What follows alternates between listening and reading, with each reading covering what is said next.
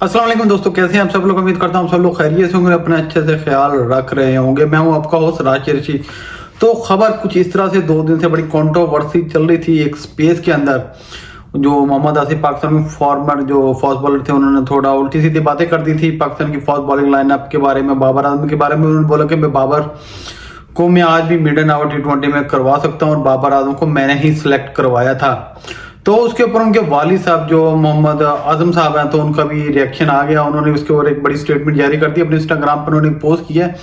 तो उन्होंने थोड़े डिटेल से लिखा है। तो उन्होंने लिखा कि बात कुछ इस तरह कि मोहम्मद आसिफ जब बाबर अंडर 16 का वर्ल्ड कप खेल के आए और उस टाइम पे जो मोहम्मद आसिफ वो कम बैक की तैयारी कर रहे थे, तो एक क्लब क्रिकेट मैच है, तो एक तरफ से बाबर आजम खेल रहे थे और अपोजिट क्लब से मोहम्मद आसिफ भी खेल रहे थे। तो बड़ा ही जबरदस्त मैच हुआ था। तो उसके अंदर ना बहुत ज्यादा उन्होंने कुट लगाई थी बाबर आजम ने। उनको तकरीबन 11 चौके मारे थे और 84 रन बना के मोहम्मद आसिफ ने ही उनको आउट किया था। तो वो जैसे ही आउट होते मोहम्मद आसिफ ने उनको बहुत ही बुरा भला कहा था। तो बाबर आजम आउट होने के अपने वालिद साहब के पास आए थे। उन्होंने कहा कि आसिफ भाई ने ना मुझे बहुत ही बुरा भला कहा। तो उनके बाप ने वालिद साहब ने कहा बेटा कोई बात नहीं है, तो फ्रस्ट्रेशन हो जाता, तो आपने भी तो उनको 11 चौके लगाए हैं। तो वो बात करे उस दिन खत्म होगी। तो उसके कुछ अरसे के बाद नेशनल एकेडमी बैंक के ट्रायल हो रहे थे, तो बाबर आजम वहाँ ट्रायल देने गए, मैं भी उनके साथ था। तो बाबर आजम ने पैड वगैरह किए हुए थे, वो खेलने के लिए तैयार थे। वहीं अचानक ना बड़े खुशगवार मूड में मोहम्मद आसिफ आ जाते हैं। तो वो पूछते हैं बड़े खुशगवार मूड में बाबर आजम को, हाँ भी छोटे कितने फिर रहे हैं। तो बाबर आजम ने बोला भाई मैं ना बैंक के ना ट्रायल देने के लिए आया। तो मोहम्मद आसिफ उसी वक्त बैंक की मैनेजमेंट के पास गए, तो उनको बड़े गुस्से में बोला सकलेजे बोला की बच्चे का ट्रायल लैन लग गए इन्हें तो मैनू मार मार के थकाता सी, 11 चौके मारे थे।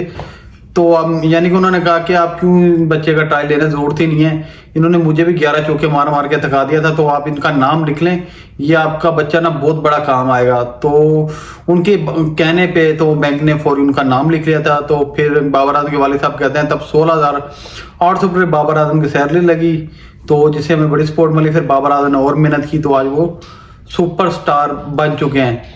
तो वो उनका बुरा टाइम था। तो मोहम्मद आसिफ ने उनकी बड़ी हेल्प की थी कि उन्होंने उनके बारे में बगैर ट्रायल की उनकी सिलेक्शन कराई थी, बर वक्त गवाही दी थी।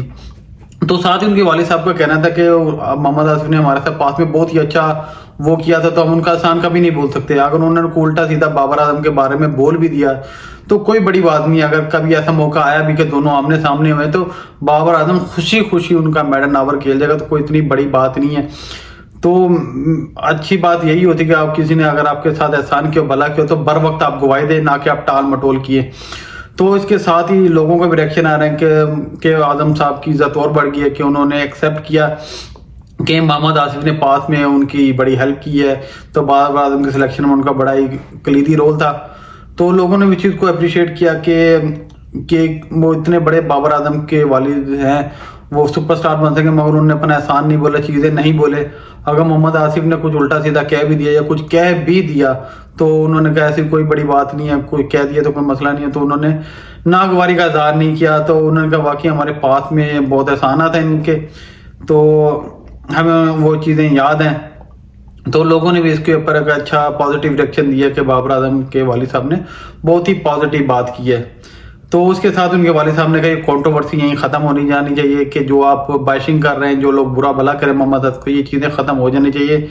तो हमारी कोई मोहम्मद आसिफ से नाराज़गी नहीं है, ना ही हमें उनकी बातें बुरी लगी हैं।